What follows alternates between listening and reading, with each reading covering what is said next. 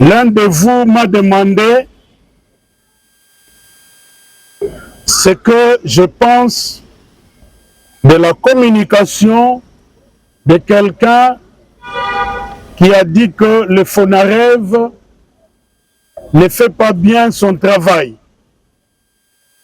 Et il veut savoir ce que je pense de cette déclaration que nous avons vue hier dans les médias.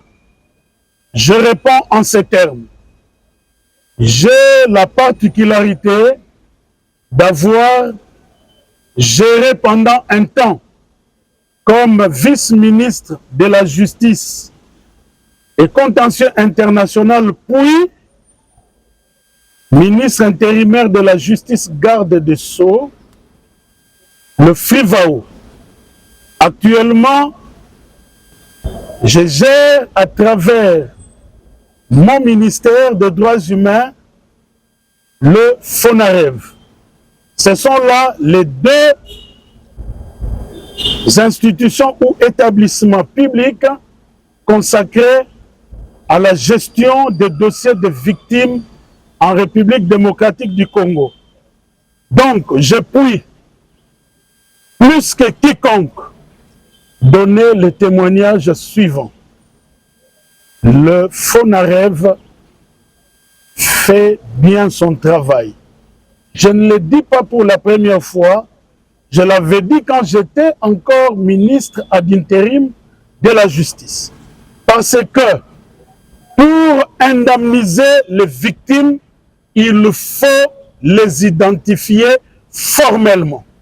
Si vous n'identifiez pas les victimes, vous risquez d'indemniser d'autres personnes, et alors à ce moment-là, les victimes seront doublement victimes.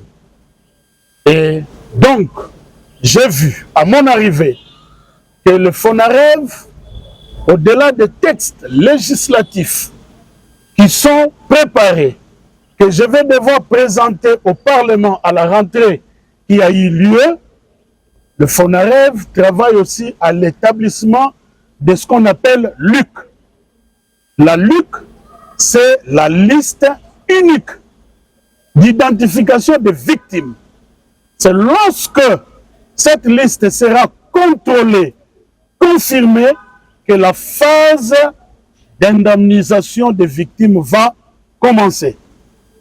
Autrement, nous allons commettre les erreurs qui se commettent au niveau de FRIVAO. Parce que dans FRIVAO, à un moment donné, on s'est demandé qui est victime, qui ne l'est pas. Donc, tant dans FRIVAO que dans FONAREV, il faut identifier formellement les victimes et après, nous allons entamer la phase d'indemnisation. Et l'indemnisation, il faut l'insérer dans un cadre général qu'on appelle réparation. Réparation ne veut pas dire forcément et uniquement donner de l'argent. Réparer, c'est prendre en charge de manière holistique les victimes. Vous savez que ces victimes, quand vous leur parlez, la plupart d'entre elles vous disent, pour moi, la réparation commence d'abord par la reconnaissance du génocide.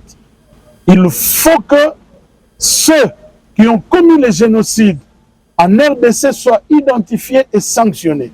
Vous voyez, il y a beaucoup de choses dans la réparation. Effectivement, il y a aussi la dimension pécuniaire là-dedans, mais il n'y a pas que l'argent.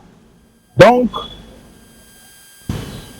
il faudrait que ceux qui parlent prennent leur mal en patience. Le travail s'est fait comme il se doit. Les FONAREV fait bien le travail. Et en même temps, je souligne que la réparation n'est pas qu'individuelle. Il y a aussi un volet communautaire dans la réparation. Voilà quelques éléments de réponse que je pouvais donner.